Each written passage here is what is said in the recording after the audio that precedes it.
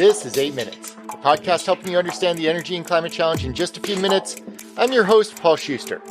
Believe it or not, there are actually 13 countries that get over 90% of their electricity today from renewable power.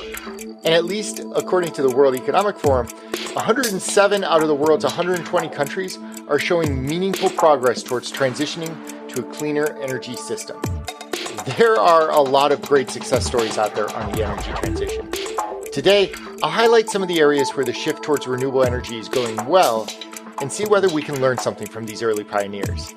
8 minutes. It's how long it takes the sun's race to hit Earth, or 7 minutes longer than it takes to devour a box of Girl Scout cookies. Let's get it on.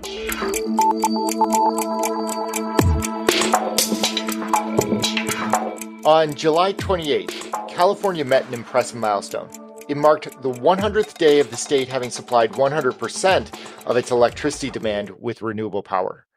As impressive as that is, though, I kind of have this image in my head of Iceland scoffing and saying to themselves, 100 days? We've been running on renewable power for more than a decade. Hold my beer. Yes, Iceland is a model for what the clean energy future could look like. Not only does the country supply nearly 100% of their electricity demand with renewable power, but nearly every single home and building on the island is heated geothermally. In fact, 85% of the country's total energy needs, which includes industry and transport and shipping, a full 85% of all energy comes from renewable resources. Now, Iceland has some advantages the rest of the world would love to have. For one thing, the country sits on an active tectonic plate which not only creates over 200 volcanoes in the country, but gives Iceland a remarkable resource to draw upon for heat and electricity. And the nation's access to hydro resources basically rounds out the equation. And both hydro and geothermal have the added benefit of delivering steady, base-loaded generation and avoiding some of the intermittency concerns of wind or solar power. But a country doesn't have to have Iceland's built-in benefits to succeed. According to the International Renewable Energy Agency, IRENA, other countries such as Ethiopia, Paraguay, Albania, Nepal, these are all supplying essentially all of their electricity needs with renewable power. Costa Rica has been on 100% renewable power since 2014, Norway since 2010. In fact, and I've talked about this on my show before, Norway also boasts one of the world's highest adoption rates for electric vehicles. About 80% of all new vehicles sold in the country are electric. A big reason why? The electricity being supplied is not only green, but cheap too. Gas-powered cars just don't make a lot of sense. There are some common themes with the countries that have successfully navigated this shift to renewable power. For one thing, the importance of hydropower is prevalent across every country, providing that needed foundation from which solar or wind or offshore wind can help to fill in the gaps. Not all countries have such rich hydro resources, though, which is why it's taking a bit longer in the rest of the world. But nearly everywhere, signs of the transition are occurring. The World Economic Forum, in partnership with Accenture, releases an annual report on how the globe is doing in transitioning.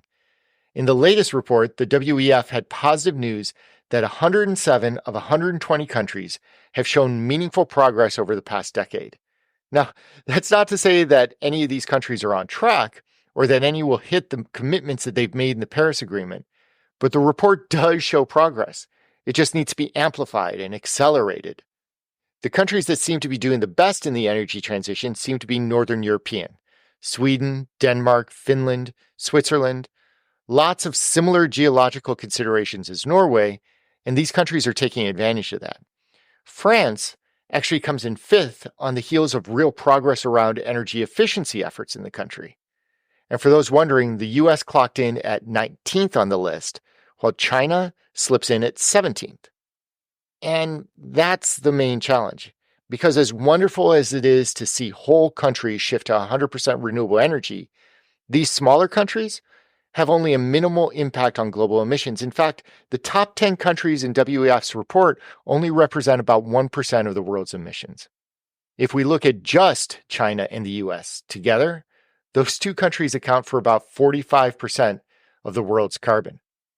And while both countries have taken big steps recently towards reducing their emissions, there are lessons that may be learned from countries that have already made this transition.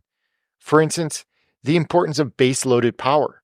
Whether it's hydropower or geothermal, countries that have prioritized base-loaded renewable power are seeing success.